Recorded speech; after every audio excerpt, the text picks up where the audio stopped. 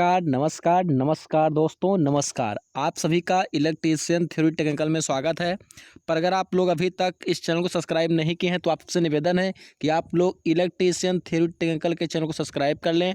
बगल में आपको बेल आइकन मिलेगा, बेल आइकन को आप लोग को दबा देना है, जिससे मेरे वीडियो का नोटिफिकेशन आपके पास बहुत जल्द पहुँच जाए।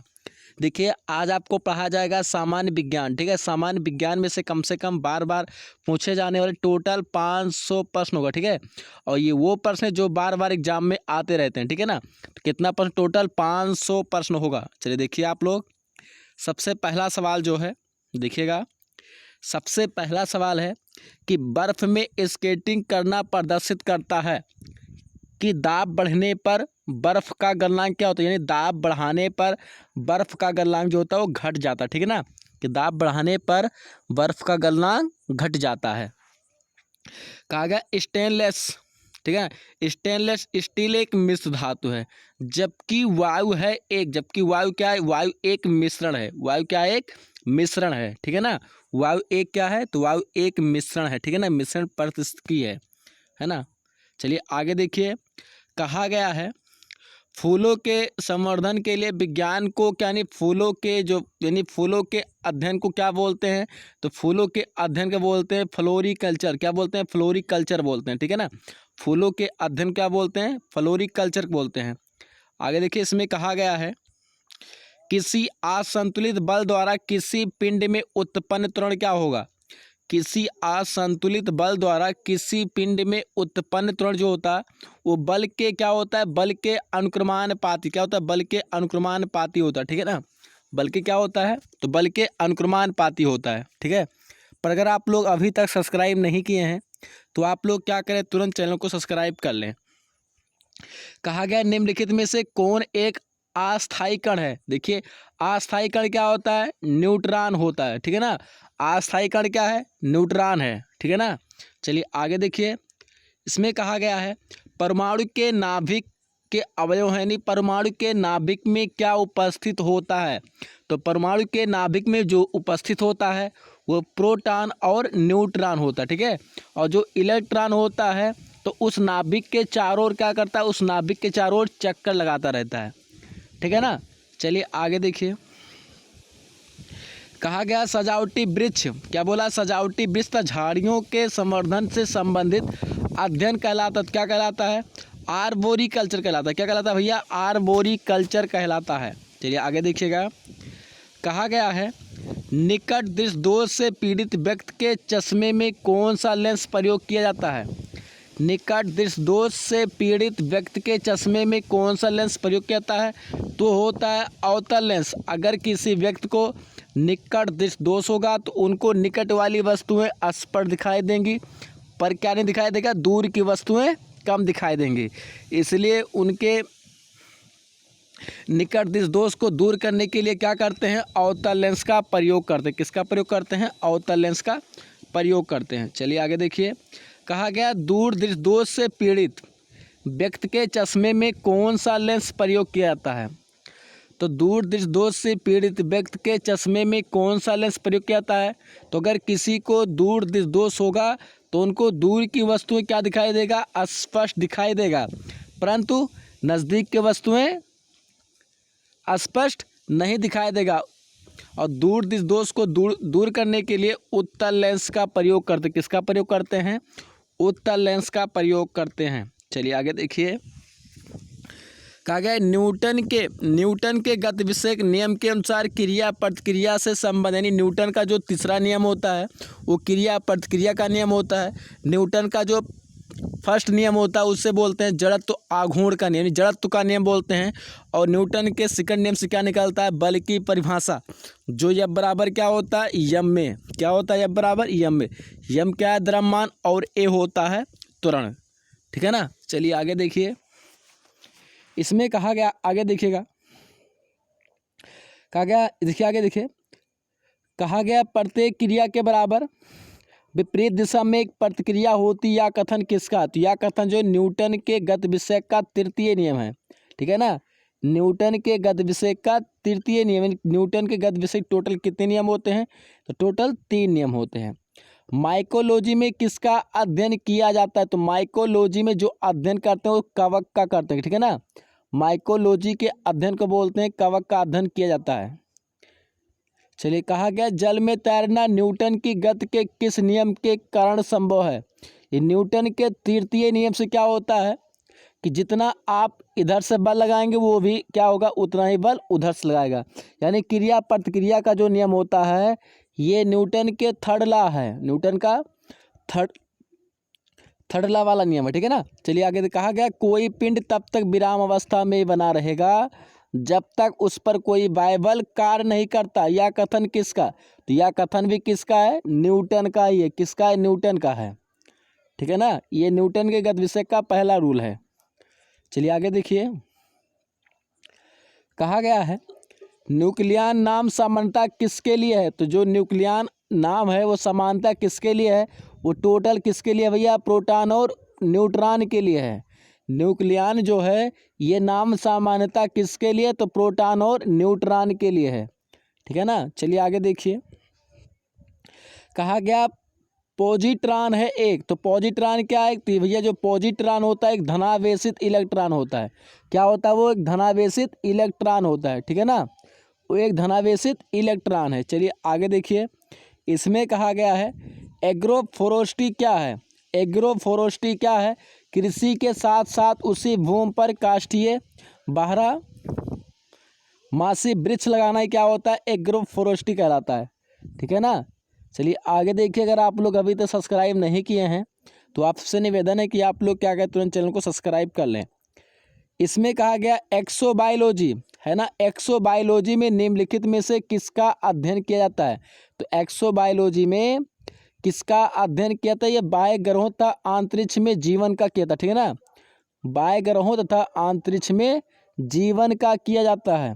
चलिए आगे देखिए, कहा गया मोनोजाइट किसका अयस्क का है? तो मोनोजाइट जो है ये थोरियम का अयस्क। किसका अयस्क है? मोनोजाइट किसका अयस्क है? ये थोरियम का अयस्क है, ठीक है ना। चलिए आगे देखिए, इसमें कहा गया बॉक्साइट निम्नलिखित में से किसका प्रमुख अयस्क है? तो बॉक्साइट किसका? ये एल्युमिनियम का होता है, ठीक है ना। किसका होता है? बॉक्साइट एल्युमिनियम का अयस्क है। चलिए आगे देखिए, इसमें कहा गया कार्नेलाइट किसका खनिज है? तो कार्नेलाइट किसका खनिज है? मैग्नीशियम का खनिज है। कार्नेलाइट किसका खनिज है? तो मैग्नीशियम का खनिज है।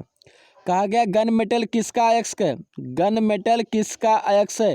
तांबा, टिन और जिंक का है। किसका है? तांबा, टिन और जिंक का अयस्क है। आगे देखिए, इसमें कहा गया लहसुन की अभिलाक्षणिक गंध का जो लहसुन में गंध आता है किसके कारण आता है? वो सल्फर यौगिक के कारण आता है। किसके कारण आता है? सल्फर यौगिक के कारण क्या होता है? लहसुन में गंध आता है, ठीक है ना। लहसुन में गंध आता है। कहा गया जल में आसानी से घुलनशील है। तो जल में आसानी से घुलनशील क्या है? तो जल में आसानी से घुलनशील है नाइट्रोजन। नाइट्रोजन क्या एक प्रकार की गैस है, तो क्या है? जल में आसानी से घुलनशील है। कहा गया भारी जल एक प्रकार क्या? तो भारी जल होता है एक प्रकार का मंदक कार्य करता है। और मंदक के कार्य के रूप में और क्या कार्य करता है? ये चीज़ आप लोग कमेंट करके बताएंगे, ठीक है ना।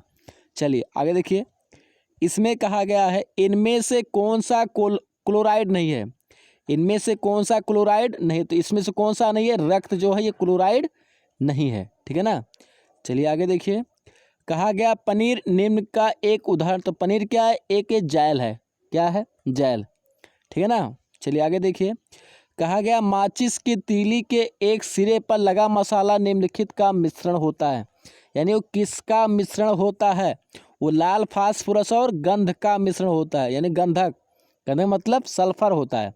लाल फास्फोरस और गंधक का क्या होता है? मिश्रण होता है, जो माचिस के तीली के ऊपर क्या लगा होता है? मसाला लगा होता है। चलिए आगे देखिए, इसमें कहा गया निम्नलिखित में से कौन सा एक प्रकृति में अनचुंबकीय है? निम्नलिखित में से कौन सा एक प्रकृति में अनचुंबकीय है? तो क्या है? तो वो है ऑक्सीजन। वो क्या है? वो है ऑक्सीजन है, ठीक है ना। कहा गया जो तत्व ऑक्सीजन पर प्रतिक्रिया नहीं करता वह क्या कहलाता है? जो तत्व ऑक्सीजन पर प्रतिक्रिया नहीं करता है वह कहलाता है आयोडीन। क्या कहलाता है? वह कहलाता है आयोडीन कहलाता है ना। चलिए आगे देखिए, कहा गया निम्न में से कौन सर्वाधिक अस्थायी तत्व है? तो सर्वाधिक अस्थायी तत्व कौन सा है? वो सीसा है। क्या है? सीसा है। निम्नलिखित में से क्या जलते ही जल से हल्का होता है? निम्नलिखित में से क्या जल से क्या होता है? निम्नलिखित में से क्या जल से हल्का? तो जल से हल्का क्या होता है? वो सोडियम होता है। जल से हल्का क्या होता है? तो जल से हल्का होता है सोडियम। क्या होता है? सोडियम होता है। कहा गया सामान्यतः ट्यूबलाइट में कौन सी गैस होती है? तो सामान्यतः ट्यूबलाइट में आर्गन के साथ मरकरी भी होता है। क्या होता है? आर्गन के साथ मरकरी पेपर भी होता है। ठीक है ना। चलिए आगे देखिए, इसमें कहा गया है वैज्ञानिक एडवर्ड जेनर निम्नलिखित में से किस रोग से संबंधित हैं? वैज्ञानिक एडवर्ड जेनर निम्नलिखित में से किस रोग से संबंधित हैं? तो ये संबंधित हैं चेचक से। किससे संबंधित हैं? चेचक से संबंधित हैं। कहा गया मानव में गुर्दे का रोग किस प्रदूषण से होता है? तो मानव में गुर्दे का जो रोग होता है वो किस प्रदूषण से होता है? तो होता है कैडमियम। तो कैडमियम का परमाणु क्रमांक कितना होता है? चीज़ आप लोग कमेंट करके बताएंगे। ठीक है ना। तो मानव में गुर्दे का जो रोग होता है किसके प्रदूषण से होता है? तो कैडमियम के होता है। चलिए आगे देखिएगा, कहा गया BCG का टीका निम्न में से किस बीमारी से बचाव के लिए लगाया जाता है? BCG का टीका निम्न में से किस बीमारी से बचाव के लिए लगाया जाता है? तो होता है क्षय रोग। किसके लिए होता है? क्षय रोग के लिए, क्षय रोग के बचाव के लिए, है ना, BCG का टीका लगाया जाता है। प्रकाश संश्लेषण के दौरान पैदा होने वाली ऑक्सीजन का स्रोत क्या है? तो जो ऑक्सीजन का स्रोत होता है वो होता है जल। क्या होता है? जल होता है। पौधे का कौन सा भाग श्वसन क्रिया करता है?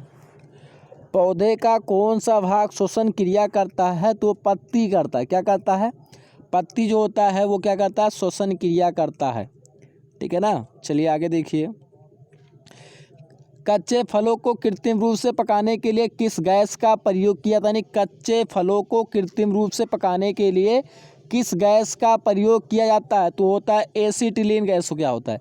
क्या होता है? एसीटिलीन गैस होता है। ठीक है ना। चलिए आगे देखिए, पर अगर आप लोग अभी तक सब्सक्राइब नहीं किया तो आपसे निवेदन है कि आप लोग क्या करें, तुरंत चैनल को सब्सक्राइब कर लें। बगल में आपको बेल आइकन मिलेगा, बेल आइकन को आप लोग को दबा देना, जिससे मेरे वीडियो का नोटिफिकेशन आपके पास बहुत जल्द पहुँच जाए।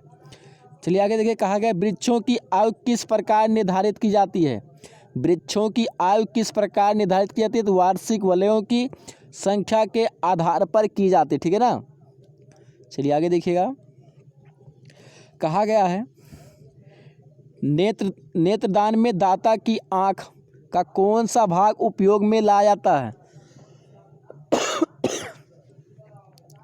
नेत्रदान में दाता की आँख कौन सा भाग उपयोग में लाते, यानी कौन से भाग का दान किया जाता है? तो होता है रेटिना। रेटिना का ही दान किया जाता है। ठीक है ना। चलिए आगे देखिए, कहा गया साधारण मानव में गुणसूत्रों की संख्या कितनी होती है? तो होता है 46। अगर जोड़ी बोले तो 23 जोड़ी। चलिए आगे देखिए, इसमें कहा गया है मानव शरीर के किस अंग की हड्डी सबसे लंबी होती है?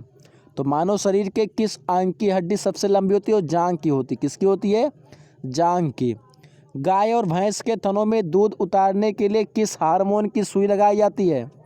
गाय और भैंस के थनों में दूध उतारने के लिए किस हार्मोन्स की सुई लगाई जाती है? तो वो जो होता है वो ऑक्सीटो होता है। क्या होता है? वो होता है ऑक्सीटो। क्या होता है? ऑक्सीटोसिन होता है। क्या होता है भाई? वो ऑक्सीटोसिन होता है ना। क्या होता है? ऑक्सीटोसिन। यानी गाय और भैंस के थनों में दूध उतारने के लिए किस हार्मोन्स की सुई लगाई जाती है? तो ऑक्सीटोसिन का सुई लगाई जाती है। कहा गया परख नली शिशु के संबंध में कौन सा कथन सत्य है? तो किसका है? शिशु का परिवर्धन परख नली के अंदर होता है। ठीक है ना। चलिए आगे देखिए, इसमें बोला गया है मानव शरीर में पसलियों की संख्या कितने जोड़ी होती है? तो मानव शरीर पसलियों के कितने जोड़े होते हैं? तो टोटल 12 जोड़े होते हैं। किस द्रव के एकत्रित होने पर मांसपेशियां थकान का अनुभव करती हैं? तो जो होता है वो लैक्टिक एसिड क्या होती हैं, जब मस्तिष्क में क्या हो जाती हैं, एकत्रित हो जाती हैं तो मांसपेशियों में क्या होता है, थकान का महसूस होने लगता है। ठीक है ना। जय हिंद, जय भारत।